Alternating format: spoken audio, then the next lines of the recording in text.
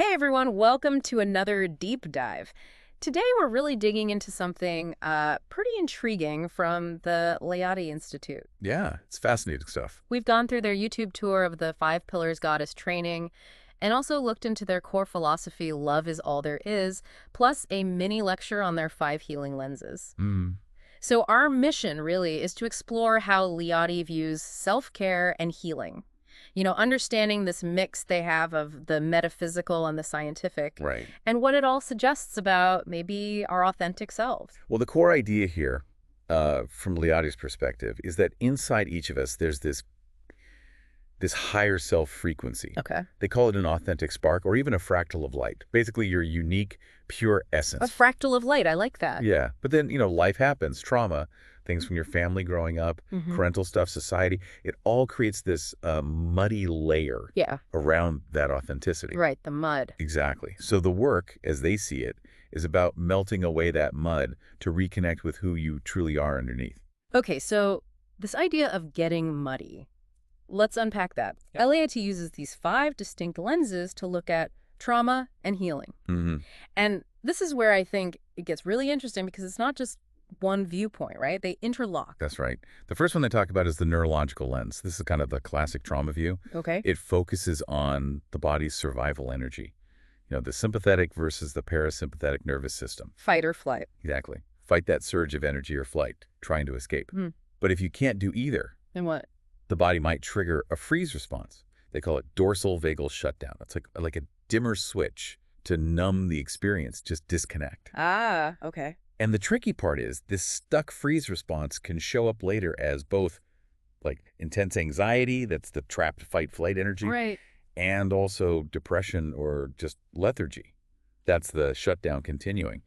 They note this is actually pretty common in people who seem high functioning, hypervigilant, goal-oriented types. Interesting. So it's not always obvious? Not at all. And then there's SON.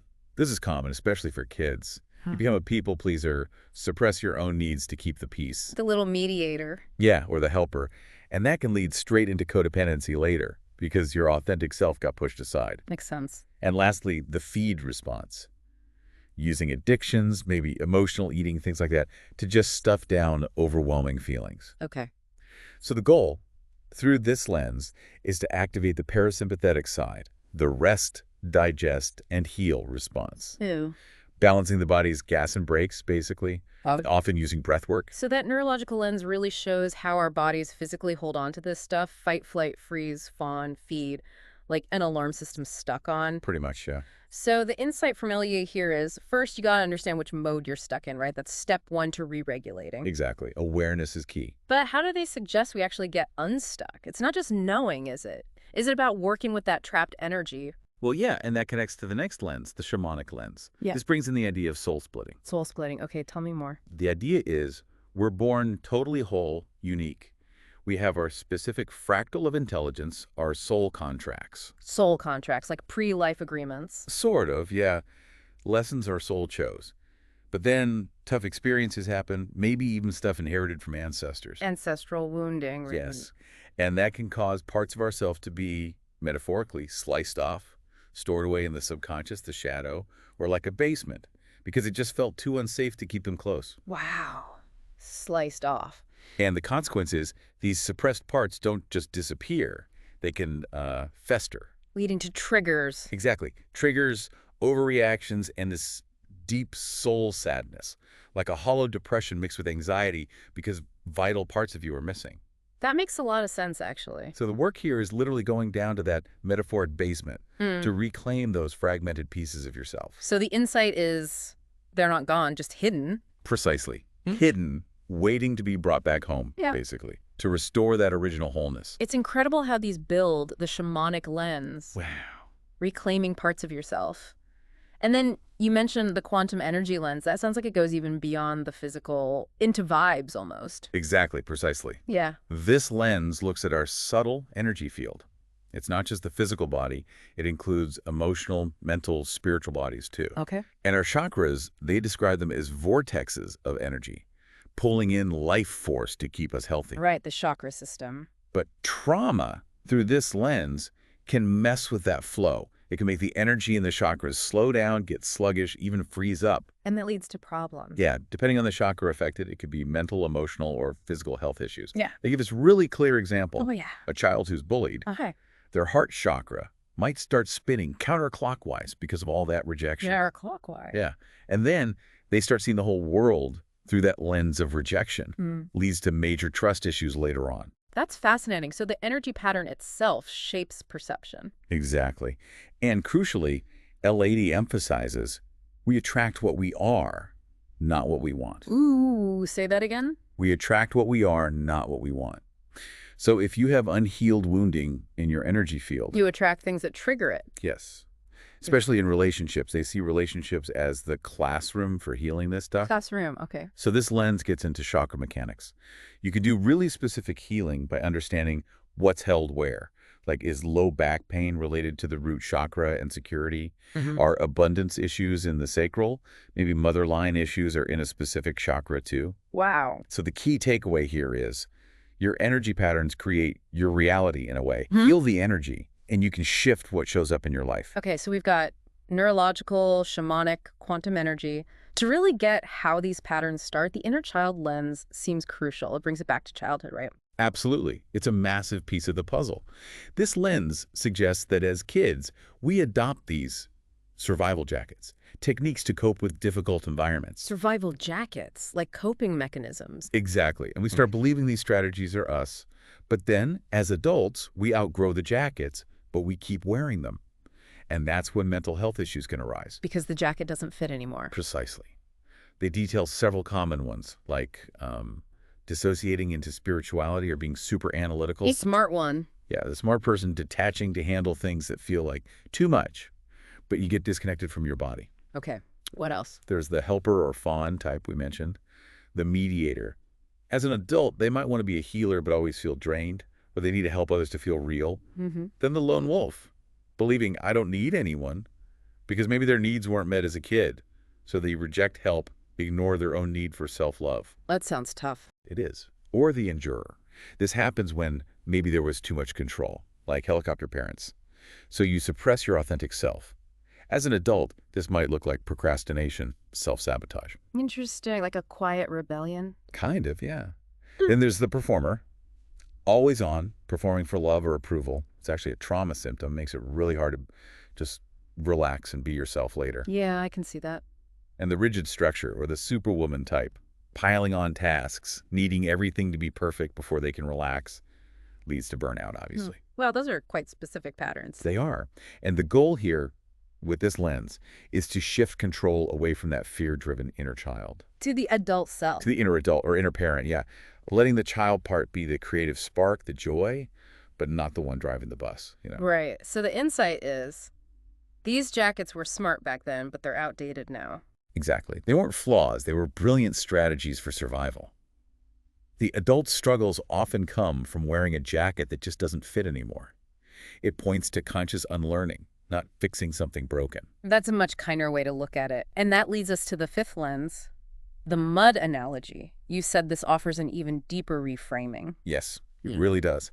This analogy, they say it has Sufi roots, describes us all as having this unique, beautiful, authentic essence. Like the fractal of light. Exactly, like an essential oil, totally unique. Yeah.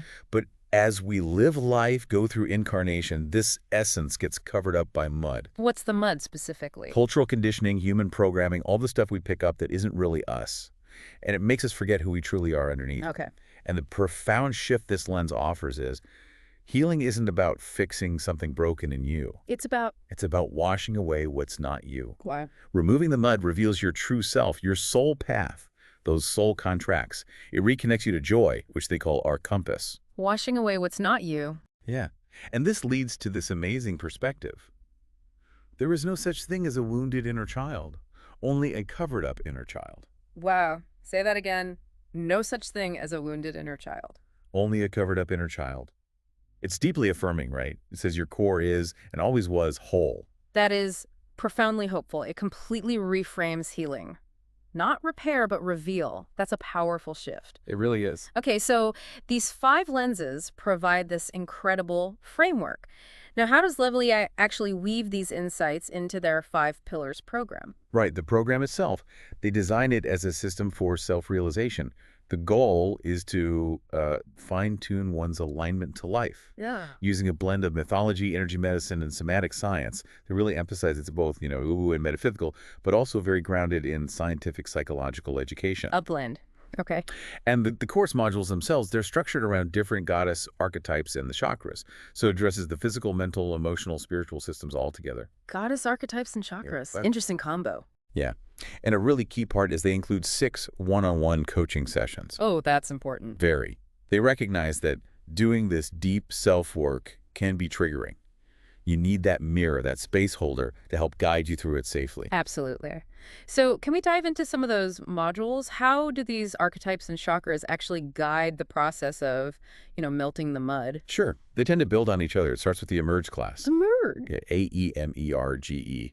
This is about setting the foundation, creating a sacred space or altar at home, really establishing practices for self-care, self-love, consciousness work. Like meditation? Yeah, breath work, meditation, automatic writing, things like that, laying the groundwork energetically and physically. Okay, foundation first, then the chakras. Exactly. Then there's dedicated chakra work. They draw heavily on Barbara Brennan's work. She was a NASA scientist who became a psychologist focused on quantum energy. Wow, NASA scientist to energy healer. Yeah. So this part explores how blocked chakras show up as illness, emotional or physical, and gives you tools to work through them, usually moving from the lower chakras up. And the psychology is woven in. Oh, yeah. Throughout the program, there's Jungian-based archetypal and depth psychology. A big focus is on remothering and reparenting yourself, moving out of that conditioning and back into authenticity. Remothering and reparenting. Powerful concepts. Very. For instance, they explore early archetypes like Cronus Saturn and Mother Gaia, looking at control patterns, early childhood wounding, often linking back to that fawn technique, putting yourself second. So connecting the myths to those early mud layers. Precisely. Then they move to Artemis, the goddess of wildness. She connects to the root chakra. So grounding, physical health. Yes, but deeper. It's about physical embodiment, body image, your relationship with food, detoxification, Right. really strengthening that foundational sense of safety and belonging in your own skin. Okay. And what about, say, Athena? Athena rules the solar plexus chakra. So this module is all about boundaries, self-esteem, the armoring we put on for safety. The protective mechanisms. Right. Addressing those developmental trauma patterns, melting that frozen ice in the emotional body. It's about stepping into personal power. Makes sense. And then Hestia, she's more of a metaphysical goddess. She connects to the throat chakra, authentic expression, and that connection to the divine. and pleasure, relationships. Does that come in? Definitely. That's Aphrodite. She's linked to the sacral chakra. This module explores pleasure, joy, emotional well-being, How so? focusing on things like absorbing pleasure, not feeling you have to earn it, balancing giving and receiving, conscious relationships. There's even work on the yoni field. Yoni field. Yeah, referring to the sacred feminine energy, anatomy, often linked to pleasure and creativity, and sacred sexuality. It's about embracing that sensual emotional flow. Okay. Quite encompassing. Then it expands further with the Great Mother archetype. This is about giving from a full cup, not from depletion.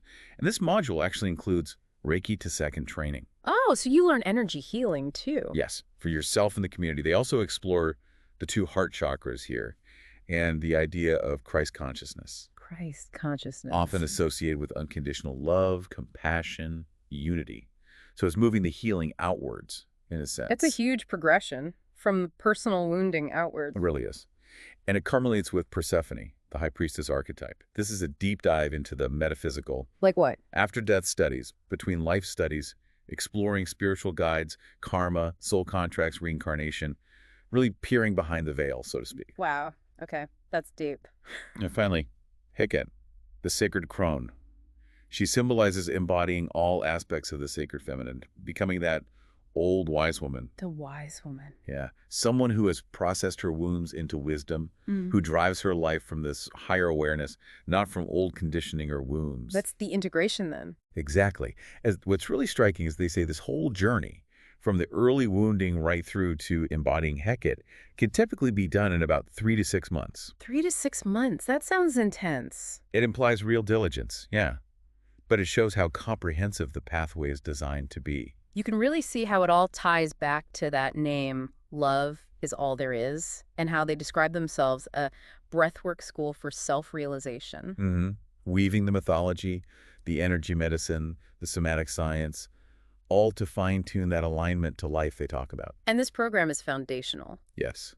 The 5 pillars serves as the backbone for their teacher training, for those who want to share these modalities: breathwork, reincarnation studies, energy work, hypnotic That meditation. people can start smaller? Oh yeah, they offer individual modules too, and discovery calls for anyone just looking to maybe dip their toes in and see if it resonates. Okay, so wrapping this up, what does this all mean for you, the listener? Understanding ourselves through these lenses, through neurological, shamanic, quantum energy, inner child, and that really powerful mud analogy, it gives you a pretty comprehensive toolkit for self-exploration, doesn't it? It really does, and it leaves us with, I think, a really important question to ponder. If healing isn't about fixing something broken, Right. but it's truly about washing away what's not you to reveal this inherent beautiful essence that was always there, Hmm.